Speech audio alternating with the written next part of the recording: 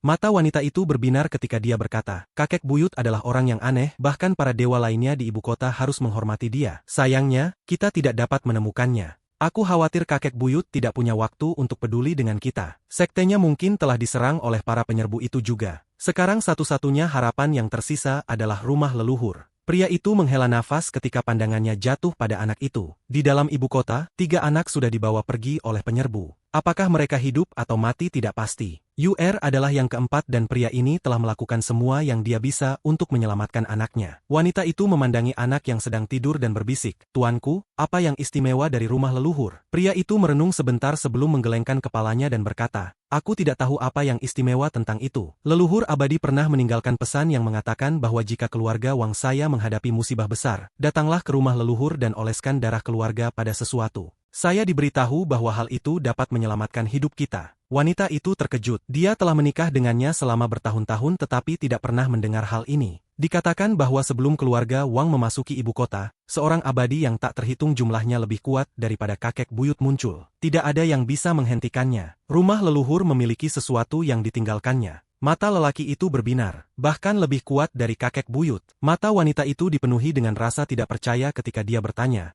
apakah leluhur abadi itu masih hidup? Pria itu merenung sejenak dan tidak yakin berkata, kakek buyut telah hidup selama lebih dari 200 tahun. Leluhur abadi pasti hidup lebih lama, jadi dia masih hidup. Mata wanita itu menyala dan dia dengan cepat berkata, jika leluhur abadi itu bisa membantu kita, maka UR akan aman. Pria itu menggelengkan kepalanya dan tersenyum pahit. Itu hanya rumor. Tidak ada yang tahu apakah itu benar atau salah. Namun, pria itu merenung. Wanita itu dengan cepat bertanya, ada apa? Catatan keluarga Wang saya menyatakan bahwa 200 tahun yang lalu, ada keluarga kuat yang ada di dunia fana dan dunia abadi Zhao. Keluarga itu bernama Teng. Keluarga Teng begitu kuat sehingga semua makhluk abadi pasti menerima perintah dari mereka dan raja-raja dunia fana harus tunduk kepada mereka. Keluarga Teng adalah musuh bebuyutan keluarga Wang saya. Suara pria itu bergema di kereta. Kemudian, semalam, keluarga Teng dihancurkan. Semua anggota keluarga mereka terbunuh. Ada desas-desus bahwa orang yang memusnahkan mereka adalah leluhur abadi. Kereta itu bergerak sangat cepat dan 3 hari kemudian mereka tiba di sebuah puri. Rumah besar ini tidak terlalu besar. 200 tahun yang lalu, itu masih bagian dari sebuah desa sebelum dibeli oleh keluarga Wang. Itu masih tetap sama dengan 200 tahun yang lalu. Setelah kereta berhenti, pria botak dan kekar itu melompat dari kereta dengan ekspresi lelah. Dia membuka pintu dan dengan hormat berkata, "Tuanku, kami telah sampai." Pria itu turun dari kereta dan memandangi Manor dengan sedikit kenangan di matanya. "Selama masa kecilku, aku tinggal di sini selama 1 tahun dengan ayahku. Dalam sekejap mata, 30 tahun telah berlalu, tetapi tempat ini tidak berubah sama sekali." Wanita itu mengikutinya dari kereta. UR membuka mata besarnya saat dia melihat rumah itu. "Ikuti aku," kata pria itu dengan nada dalam dan berjalan ke depan. Tidak ada pelayan di istana, hanya beberapa orang tua. Para penatua ini adalah pengikut keluarga Wang yang paling setia. Meskipun mereka semua berambut putih, mata mereka masih dipenuhi dengan kehidupan. Satu pandangan dari mereka dapat menyebabkan hati siapapun bergetar. Pria botak itu merasa ketakutan ketika melihat orang-orang tua ini. Dia merasa seperti salah satu dari mereka bisa mengalahkannya dalam satu gerakan. Matanya tiba-tiba terkunci pada salah satu pria tua itu. Setelah mengenali benda itu di tangannya, dia terkejut dan segera mengenali siapa lelaki tua itu.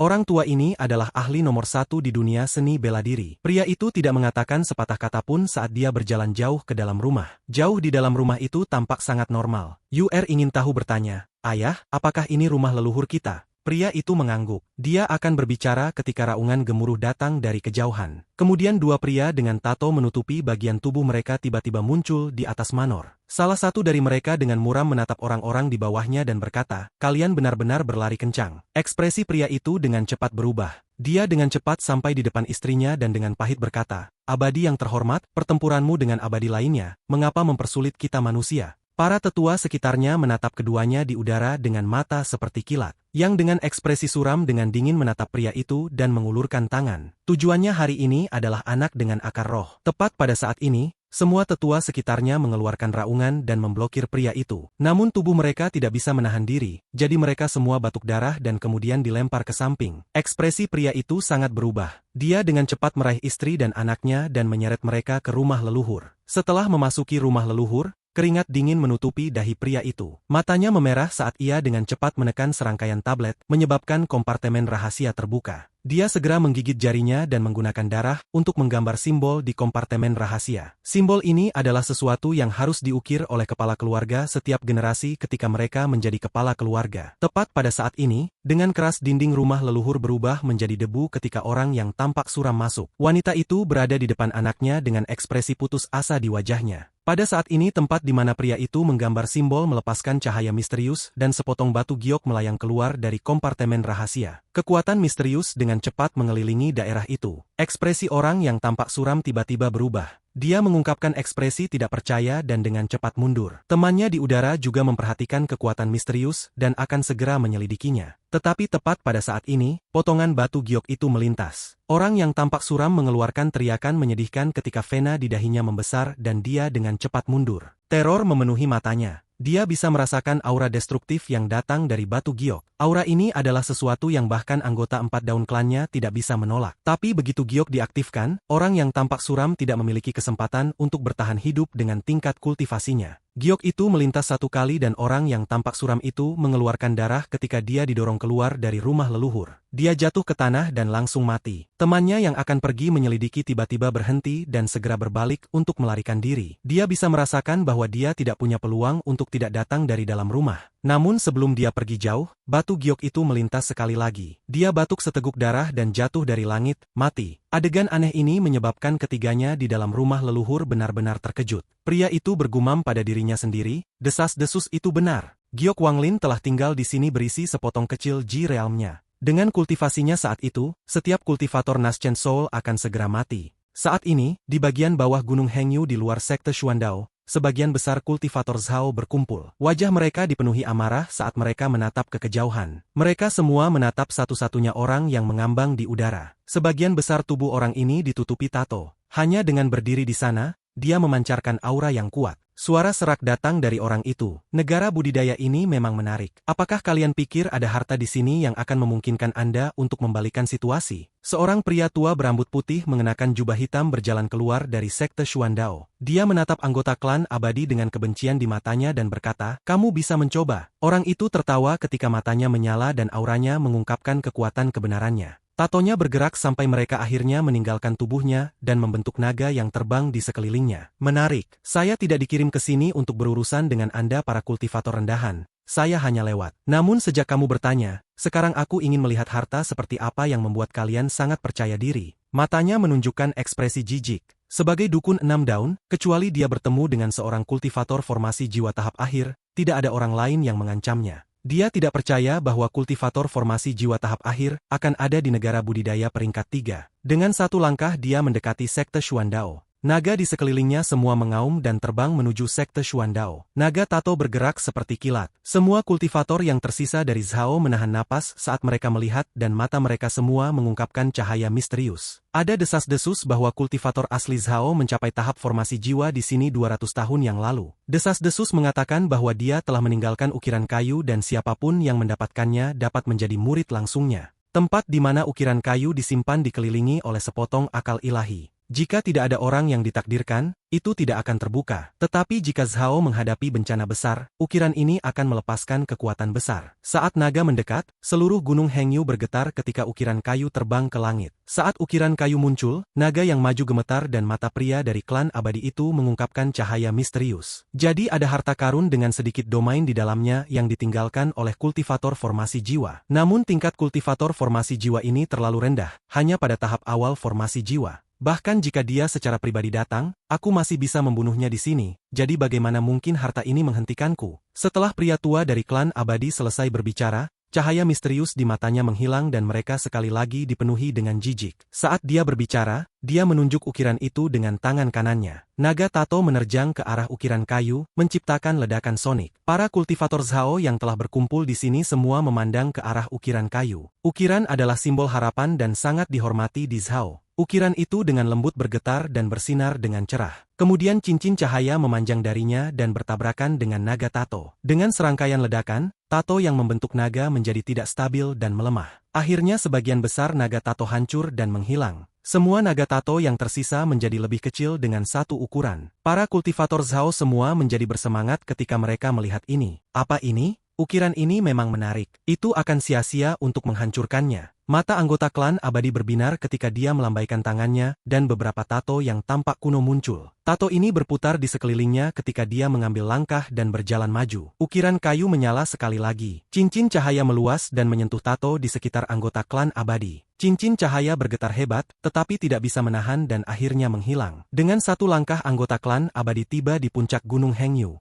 Dia mengulurkan tangan dan hendak mengambil ukiran kayu. Tapi cahaya dari ukiran kayu tiba-tiba menjadi sangat menyilaukan sehingga menerangi seluruh area, tapi penghinaan di mata anggota klan abadi masih ada di sana. Dia mengulurkan tangan dan menekan ukiran kayu. Bahkan jika pemilikmu secara pribadi datang, aku masih akan mengambilnya ketika aku mau. Pria itu mengambil ukiran kayu, melihatnya dan tersenyum. Ini memang harta. Jika ada kesempatan di masa depan, saya ingin melihat junior yang meninggalkan ukiran ini. Seluruh gunung Hengyu menjadi sunyi. Semua kultivator diam-diam merenung. Simbol harapan mereka begitu mudah diambil. Sepertinya kehancuran Zhao tidak bisa dihindari. Rasa jijik di mata orang tua klan abadi menjadi lebih kuat saat dia perlahan berkata, "Melihat fakta bahwa aku mendapatkan harta ini, aku tidak akan terlalu keras pada kalian. Menyerah dan menjadi bawahan klan abadiku. Saya bisa berjanji kepada kalian bahwa itu jauh lebih baik daripada berada di bawah negara Suzaku. Ukiran kayu saya bukanlah sesuatu yang bisa Anda ambil." Sebuah suara tenang datang dari kehampaan dan tak lama kemudian, dua sosok muncul. Orang tua klan abadi tiba-tiba berbalik dan melihat ke belakang dengan ekspresi ketakutan di wajahnya. Apa yang membuatnya takut adalah seseorang bisa menyelinap ke arahnya tanpa dia sadari. Dua orang yang muncul dari kehampaan adalah Wang Lin dan Wang Zuo. Saat mereka berdua muncul, beberapa kultivator Zhao mengenali Wang Lin. Leluhur. Satu teriakan kegembiraan datang dari para kultivator di bawah. Segera teriakan-teriakan ini tampaknya menjadi satu-satunya suara yang tersisa di dunia. Leluhur. Wang Lin tersenyum tipis dan mengangguk.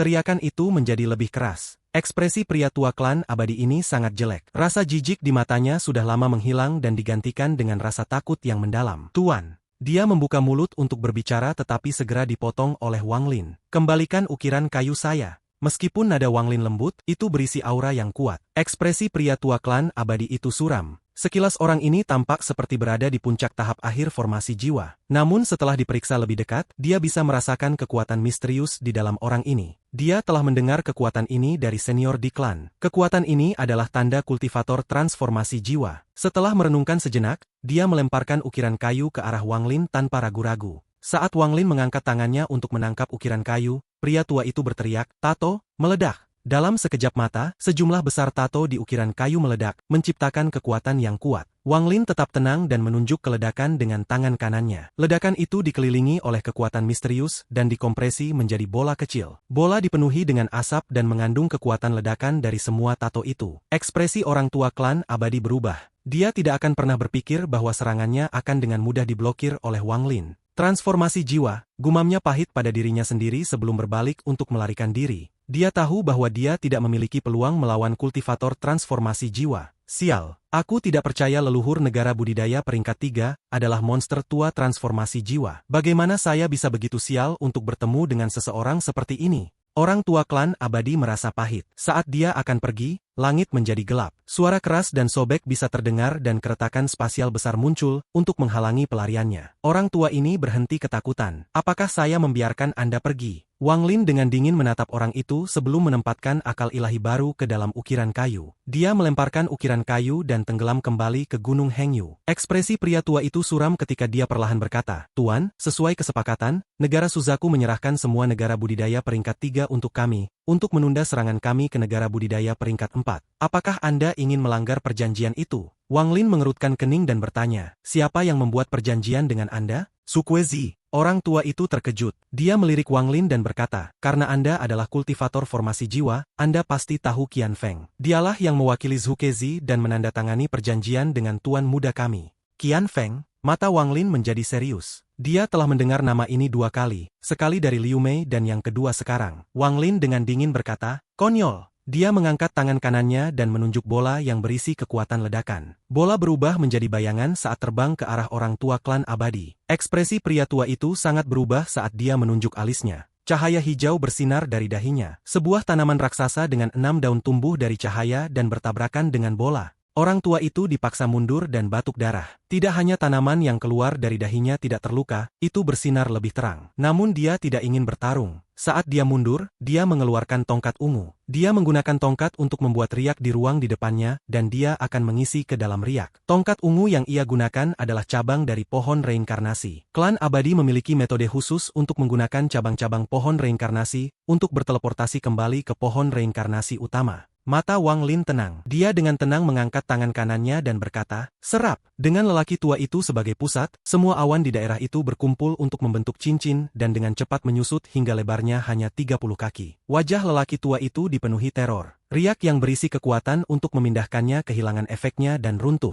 Tekanan kuat datang dari semua sisi dan mendarat di tubuhnya dalam sekejap mata. Dia merasa putus asa bahwa dia belum pernah merasakan sebelumnya. Kepanikan di matanya semakin dalam ketika tangannya membentuk tanda aneh di dadanya. Dia menekan dadanya dan mencakar 10 garis berdarah. Sejumlah besar darah disemprotkan dan kemudian tanaman di dahinya menyerap darah seperti orang gila. Planet ini tumbuh dengan cepat dan mengisi seluruh cincin. Wajah lelaki tua itu galak ketika dia berteriak, "Jika kamu membunuhku, akan ada kutukan tato yang melekat pada kamu. Jika leluhur klan saya melihatnya, mereka akan membunuhmu." Urat di dahinya menegang. Meskipun tanaman kehidupannya sudah keluar, masih tidak bisa menahan tekanan yang datang dari cincin itu. Gelombang suara retakan bisa terdengar saat cincin selebar 30 kaki menyusut menjadi selebar 10 kaki. Cabang-cabang dari tanaman hancur satu persatu. Setiap kali ranting hancur, lelaki tua itu batuk darah dan wajahnya menjadi sedikit pucat. Wang Lin masih tenang dan dia bahkan tersenyum. "Saya sudah membunuh beberapa anggota klan abadi. Apakah ini kutukan tato yang kau bicarakan?" Wang Lin menunjuk ke dadanya dan 5 bola gas abu-abu muncul. Kelima bola gas ini membentuk 5 tato yang berkedip. Ketika dia mencoba untuk mencapai tahap transformasi jiwa, dia merasakan 5 massa gas abu-abu ini tersembunyi di tubuhnya. Mereka biasanya tidak akan membahayakan. Bahkan, mereka membantu energi spiritualnya bergerak lebih lancar. Pria tua itu memandangi 5 bola gas abu-abu dan wajahnya menjadi pucat.